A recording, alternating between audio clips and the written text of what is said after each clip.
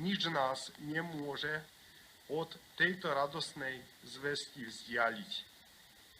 Nič nám nemôže byť tak vážnou prekážkou, aby sme nemohli potešiť naše srdcia vo vzkriesenom a oslávenom Pánovi. Preto radujme sa spolu, bratia a sestry. Radujme sa zo stretnutia so vzkrieseným Pánom.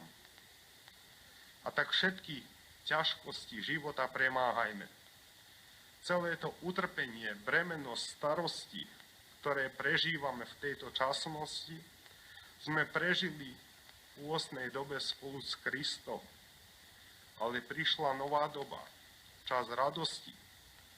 Vy budete plakať a nariekať, ale svet sa bude radovať.